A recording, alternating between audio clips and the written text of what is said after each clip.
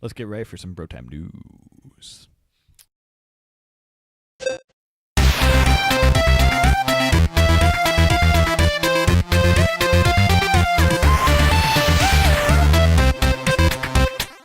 Every week, the brothers will bring one piece of gaming news to the table to discuss. I'm your host, Michael.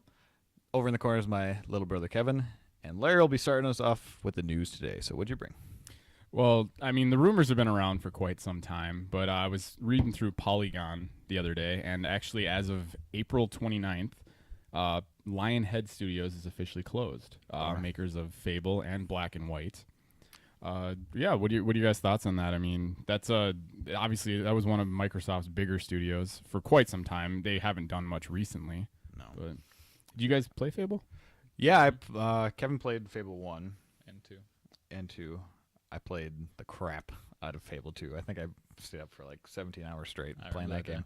Yeah, he came out here for when I was living here still, and man, Fable 3 was pretty good too. It's always sad when a game studio closes. It's a lot of talent. Like, hopefully it gets to another studio. Mm-hmm.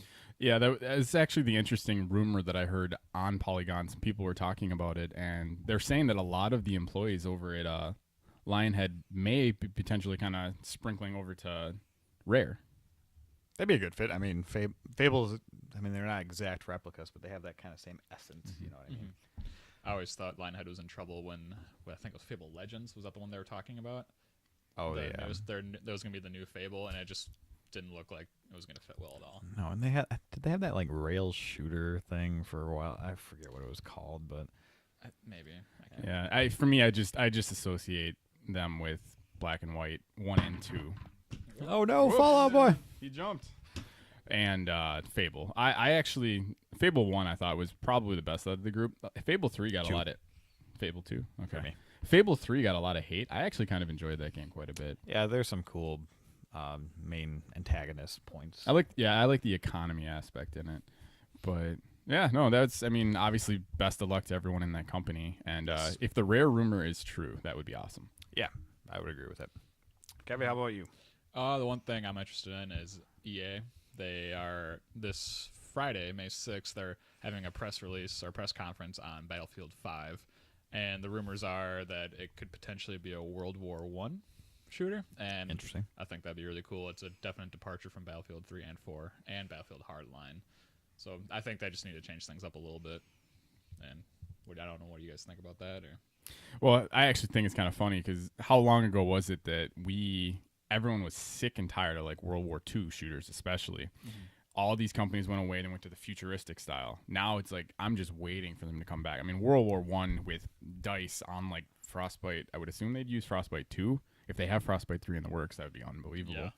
But what they could do with like trench warfare, I'm so excited. I'm looking forward to it. I cannot wait for Friday.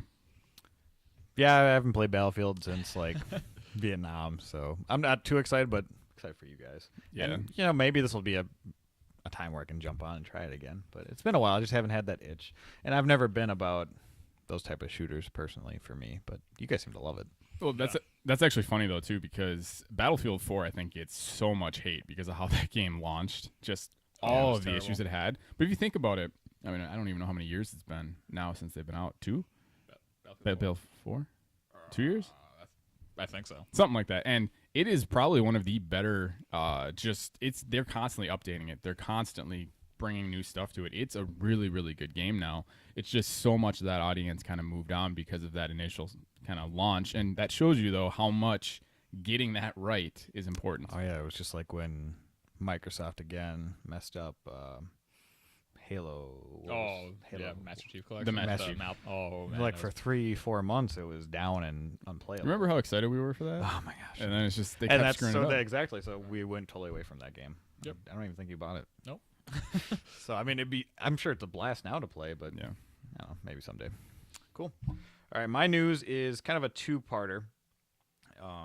The president of Nintendo, currently the president of Nintendo, his name, I always forget his name. Tatsumi Kimishima. He held kind of a little press conference, not really giving news out about the NX, but little tidbits. And one of the news he said is, at the concept and and other details of NX will be announced at another time. I will just answer the points of your question. So this is from Gamenesia, getting a report back, and it was translated from English, or Japanese to English, so it might be a little off, but I will just answer the points of your question. As you said, the software lineup will be built up. So he's talking about the NX launch games, I'm assuming. Having a full software lineup when the hardware launches is one reason for the NX launch timing. So it sounds like the NX is moving back to 2017 now. I thought it was going to be at the end of this year. So kind of interesting about that. Also, we must be in a state to release titles not just at launch, but continually afterwards. We are planning for it to be a platform that will be played for a long time. Next, about cost. This is the one that caught my eye. We aren't thinking of the hardware being unprofitable. When the Wii U launched, the exchange rate was that of a very strong yen, and so that we don't have that kind of situation again, launching as a loss leader won't be what makes us up our business. So that's how we're progressing with the next development. So they want to launch the console at not making a loss. And most consoles, I mean, the Wii U sold loss, PS3, PS4, Xbox, they all, because you don't make money off consoles, you make money off the software. That worries me about the cost then. Yeah, so that's the big point. Like, are you okay? Here's how I would be okay with spending money if their launch title was amazing. See, the only thing that, and maybe I'm reading into it too much, but when I hear that, my initial thought was they're not confident in how many they're going to be able to sell to make up the loss. So they're needing to start out by having it cost more just in case it doesn't do well, which right off the bat means they're not confident about this system, which is a little worrisome. I don't know if they're not confident about the system. I think they're trying to make money back that they already lost. Yeah, but see, you do that with games. You do that with software, not with the initial cost. I like how he had to say that we're also prepping for future games, which is good. I just think that's funny he has to say that. It's like it's a console. That should well, be the Wii U. I mean, people bought it for Zelda, and now they might. Oh, that was the other kind of part too. Zelda got delayed till 2017 as well.